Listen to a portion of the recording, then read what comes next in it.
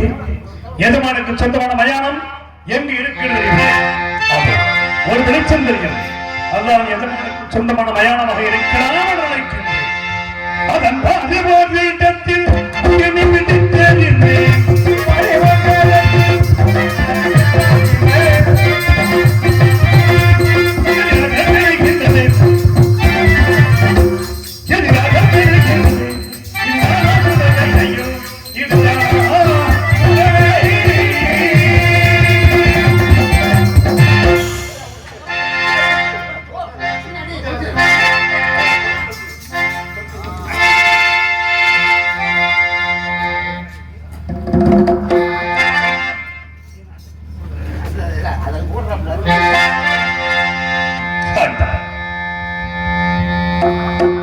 சிம்மாசனத்தில் அமர்ந்து 56 தேசத்தையும் ஆட்சி புரிந்த நான் இன்று இந்த பலனற்ற பாடைக்கம்புகளில் அமர்ந்து இந்த மயானத்தை காக்கும் அளவுக்கு என்னை கொண்டு வந்து நிறுத்திவிட்டாயே இறைவா, என்ன செய்ய?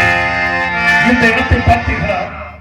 ஊருக்கு வெளியிலே மாட மாளிகைகள் கூட கோபுரங்கள் எவ்வளவு கட்டி வாழ்ந்தாலும் இறுதியாக இந்த இடத்திற்குத்தான் ஒவ்வொரு மனிதனும் வந்து வேண்டும் என்ற ஒரு எடுத்துக்காட்டிற்காகவே இந்த இடத்தை பாருங்கள். ஊருக்கு வெளியே சுடுகாடு, அங்கே ஒவ்வொருவருக்கும் தனி வீடு. யாருக்கு கிடைக்கும் அந்த எழில் வீடு? யாருக்கு கிடைக்கும் அந்த எழில் வீடு? இதுதான் சமவீடு.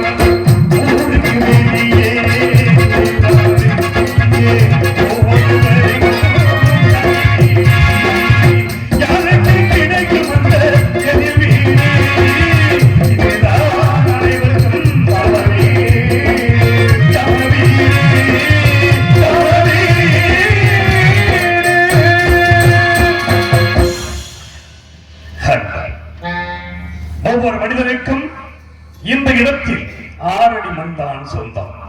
இதை ஒவ்வொருவரும் அறிந்துவிட்டால் நான் தான் உயர்ந்தவன், நான் தான் தாழ்ந்தவன் என்று யாருமே பேச முடியாது.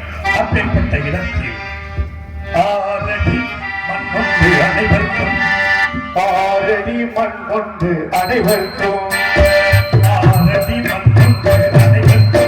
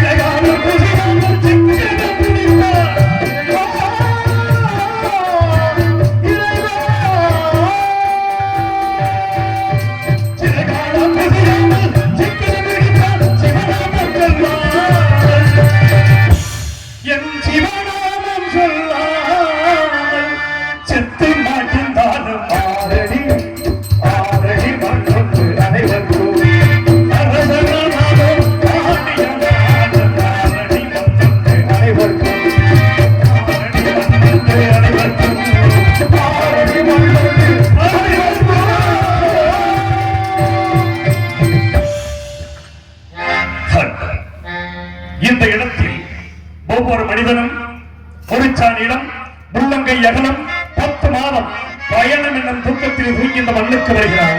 வந்த பிறகு என்னவெல்லாம் ஆட்டமாடி இறுதியில் இந்த இடத்திற்கே வந்து சேர்ந்து விடுகிறான். அப்பேற்பட்ட மனிதன் உற்பத்தியாவது மறுச்சான் இடத்துக்குள்ள அகலத்திலே படுத்திருந்தே 10 மாசம் பயணமென்ன தூக்கத்திலே உல்லாசமான வீடு ஒரு மனிதன் வாழும் கூடு. உல்லாசமான வீடு ஒரு மனிதன் வாழும் கூடு.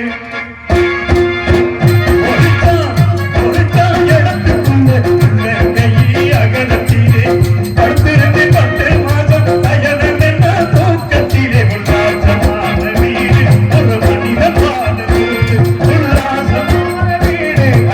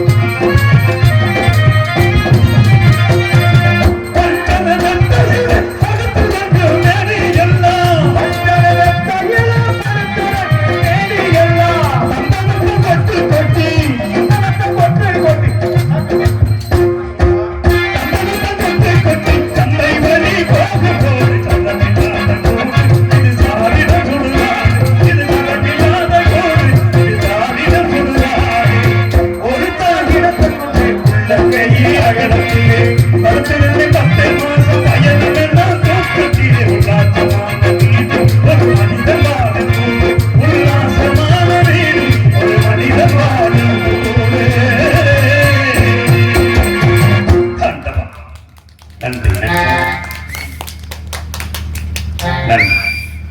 இந்த இடத்தில் வந்து என்னை நிறுத்தி இப்படி வேடிக்கை பார்க்கிறேன். இறைவா, ஏன் எனக்கு இந்த நிலை? இறைவா, ஏன் எனக்கு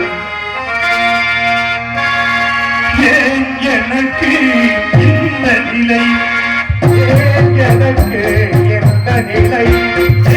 எனக்கு இந்த நிலை? இறைவா, நீ வந்த எனக்கு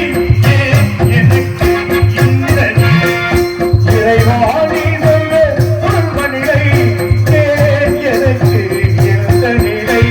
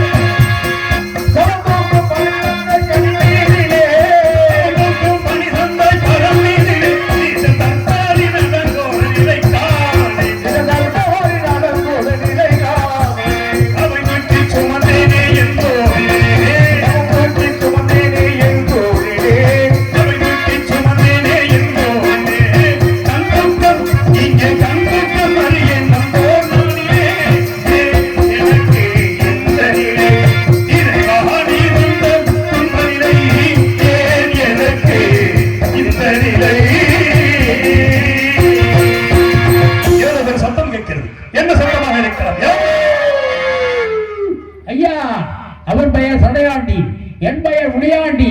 கொள்ளையடித்தோம், கொலை செய்தோம், கள்ளச்சாராயம் காட்டுவோம், கற்புள்ள மாதனை சூறையாடினோம். இந்த பாவத்தை செய்து இந்த சுடுகாட்டிலே பேக நடவடிக்கை கொண்டிருக்கின்றோம். இங்கு வந்தவர்களை அழித்து கொண்டு புதைத்திருக்கின்றோம். நீங்கள் யார்? உயிரோடுதான் பிணமாக தான் வருவதை கண்டிருக்கின்றோம். உயிரோடு வந்து அழுது போது கொண்டிருக்கின்றீர்கள். எங்கு வந்தீர்கள்? எங்கு வளர்ந்தீர்கள்? உங்கள் வாழ்க்கை என்ன? வரலாறு என்ன? எங்களுக்கு தெரிய வேண்டும் ஐயா. என் வாழ்க்கை வரலாற்றை கேட்க வேண்டும். ஆமா, என் வாழ்க்கை வரலாற்றை கேட்க வேண்டும் என்றால் மறைந்திருக்க வேண்டும்.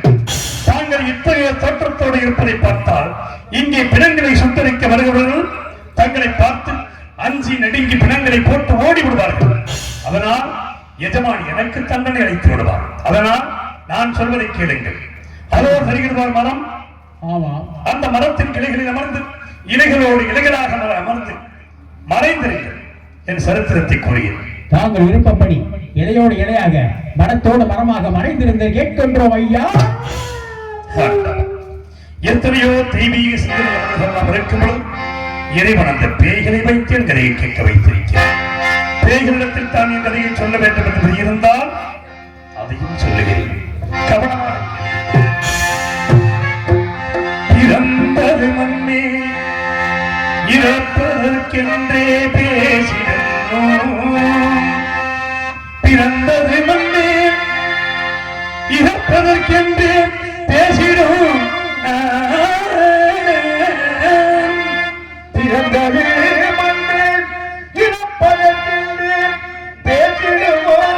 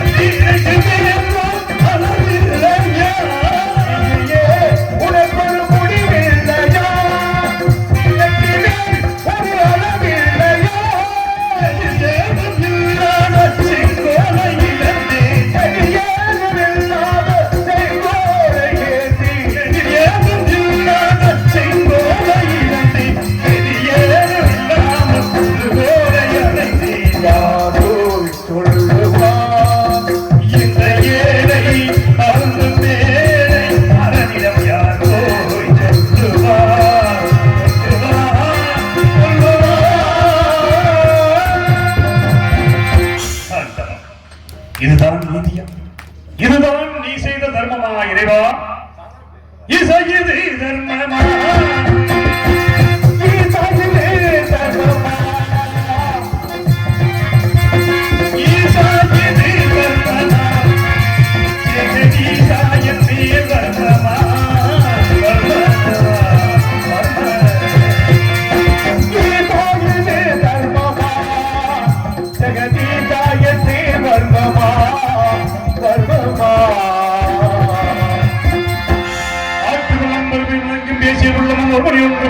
தல்லரமுகளரை சந்திர பெயர் வல்லல் வல்லுரையல் மன்னரே எனது ராசாங்கம் ஆண்டது போய் ராசாங்கம் ஆண்டது போய் ராசாங்கம் ஆண்டது போய் இப்படி ராங்கம் ஆள வைத்தார் தெய்வமே தெய்வமே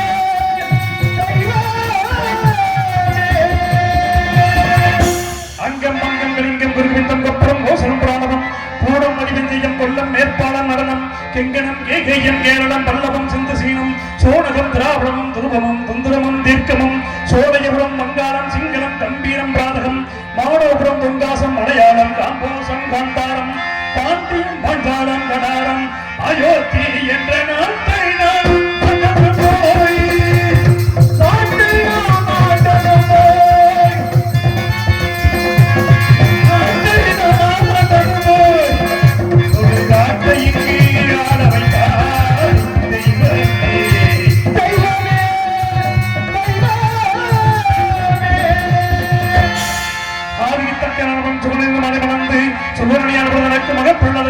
கவரிபுரம் நடத்தி 27 பெண்களை பெற்றெடுத்தார்.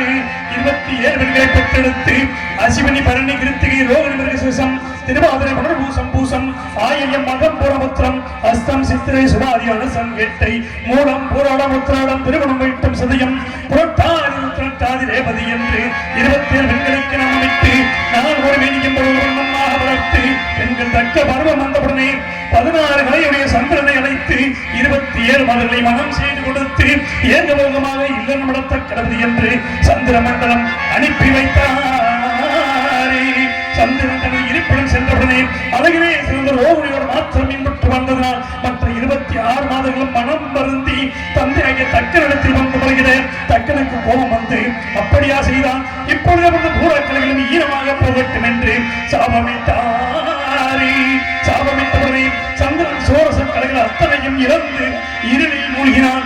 இருளதை கண்ட மாதவர்கள் மனம் வருந்தி தந்தையாகிய தக்கனிடத்தில் வந்து என் நாய்களுக்கு வந்த விபத்துகளை போக்குங்கள் என்று சொல்ல மக்கள் மீது இரக்கம் கொண்டு மீண்டும் சந்திரனை அழைத்து ஒரு பக்கம் கலைகள் தேயவும் மறுபக்கம் கலைகள் வளரும் என்று சாப விமோசனம் கொடுத்து சந்திர மண்டலம் அனுப்பி வைத்தார்.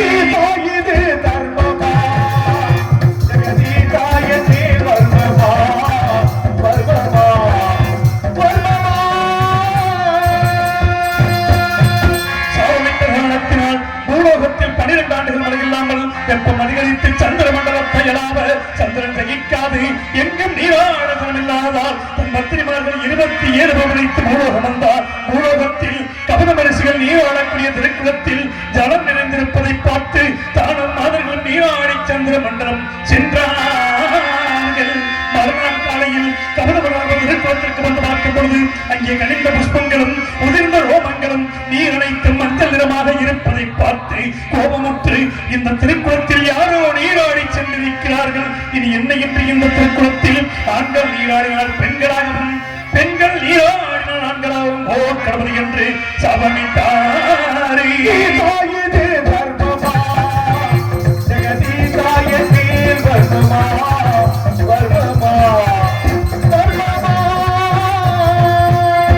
சாபத்தை அறியாத சந்திரன் மறுநாள் காலையில் பத்திரிமார்கள் 27 பேர் அழைத்து வந்து அந்த குளத்தின் கரையில் நிறுத்திவிட்டு முதலில் தான் மட்டும் இறங்கி நீராடி மூழ்கி எழுந்தான்.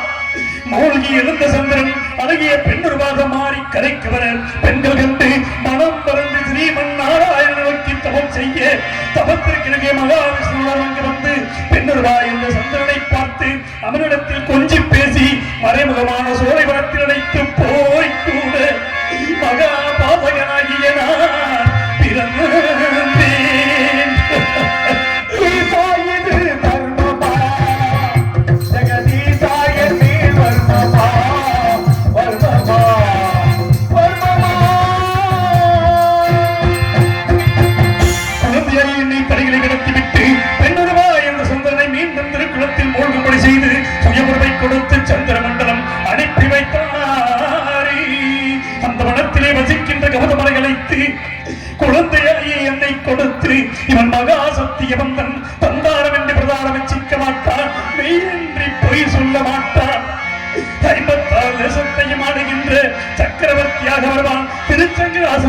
எனக்கு வருவான், அவனிடத்தில் இவனை கொடு என்று உத்தரவு செய்து இவன் அறியாகி எனக்கும் சந்திரனுக்கும் பிறந்தபடியினால் இவனுக்கு ஹரிச்சந்திரன் என்று பெயரிட்டு அழைக்கும்படி சொல்லி சென்ற பேரையும் நான் இழந்தேன்.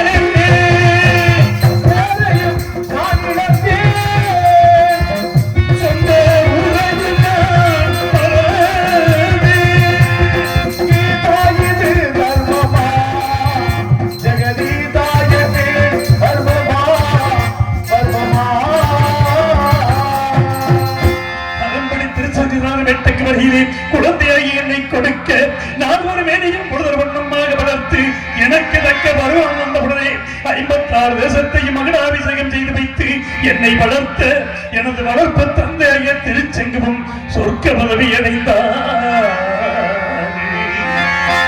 நான் நாட்டை நீதியோடு ஆண்டு வருவதற்கு கரத்திலே செங்கோல் பிடித்ததும் போய்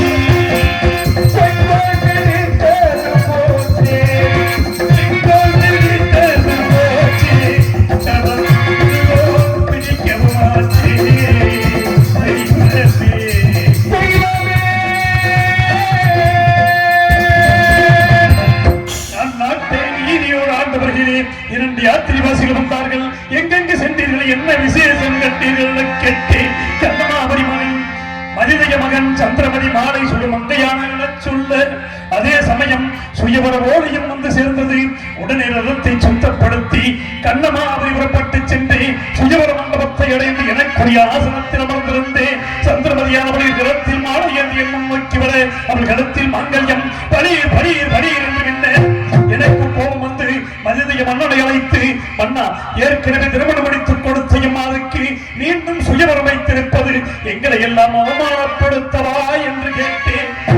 உடனே மதிதய மன்னன் மற்ற தேசத்தரசர்களை பார்த்து, இந்த ஹரிச்சந்திர மன்னன் என் மகள்களிடத்தில் மாங்கல்யம் இருப்பதாக கூறுகின்றானே, உங்களுக்கெல்லாம் தெரிகிறதா என கேட்க மற்ற தேசத்தரசர்கள் எல்லாம் என்னை பார்த்து நகைத்தார்கள். ஆகாயத்தை நோக்கி அசிரினி தோன்றி, அடே ஹரிச்சந்திரா, இவள் பிறக்கும் பொழுது மாங்கல்யத்தோடு பிறந்தவள். இந்த மாங்கல்யம் யாருடைய கண்களுக்கு பொன்னுருவாக தெரிகிறதோ அவன்தான் இவளை வணக்க தகுந்தவன். இது உன்னுடைய கண்களுக்கு பொன்னுருவாக தெரிந்தபடியினால் நீயே மனம் செய்து கொள், சந்தேகப்பட வேண்டாம் என்று சொல்ல நான் ஆனந்த சந்தோஷத்தோடு சந்திரமதியை மாலை சூடி கோசலை நாட்டுக்கு அழைத்து சென்று நாங்கள் சந்தோஷமாக வாழ்ந்த காலத்தில் எனக்கோர் ஆண்மகனை பெற்றெடுத்தார். ஆண்மகன் பிறந்து விட்டான் மகிழ்ச்சியில் 7 நாட்கள் களஞ்சியத்தை திறந்து வைத்து அள்ளி செல்லுங்கள் செல்லுங்கள் என்று சொல்லி மேலும் வேதபராயணங்கள் போதி நான் பெற்ற என் மகனுக்கு லோகிதாசன் என்று பெயரிட்டேன். தேவர்கள் எல்லாம் கூடி தேவதாசன் என்று பெயரிட்டார்கள். அப்பேற்பட்ட புத்திரனை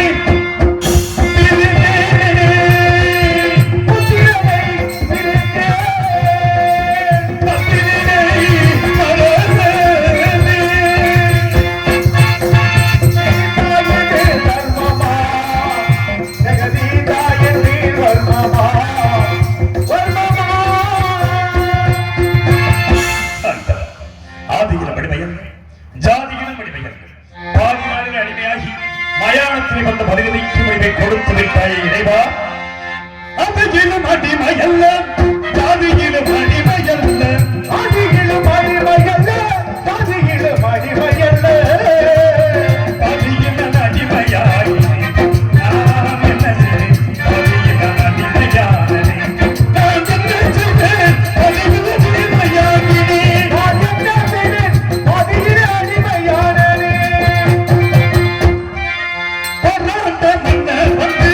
பணித்தடிமை செய்தாலும் போய்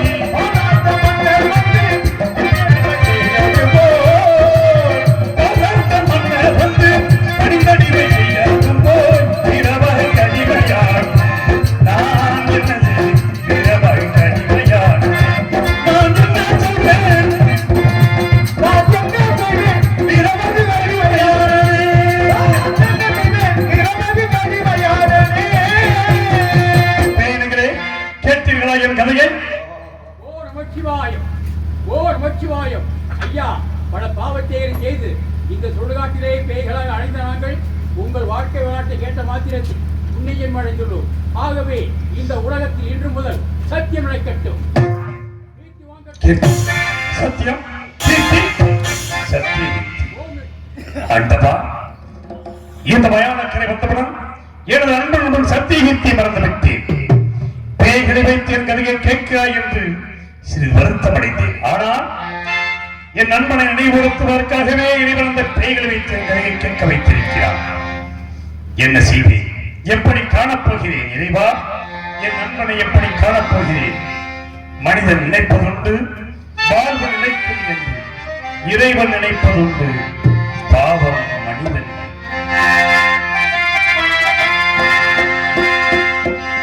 மனிதன் நினைப்பதுண்டு, வாழ்வு நினைக்கும் என்று இறைவன் நினைப்பதுண்டு. பாவம் மனிதன் என்று மனிதன் நினைப்பதுண்டு.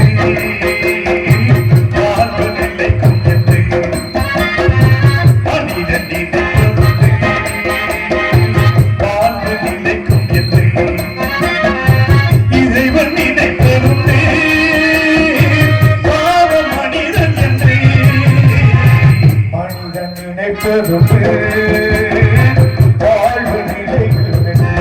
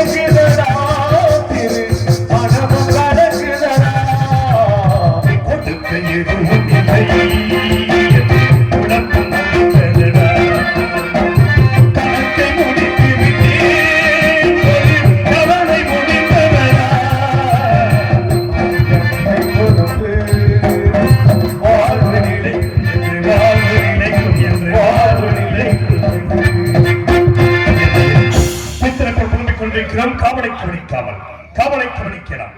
போகிறேன் போகிறேன் தெய்வமே மயானம் காக்க போகிறேன் போகிறேன் தெய்வமே போகிறேன்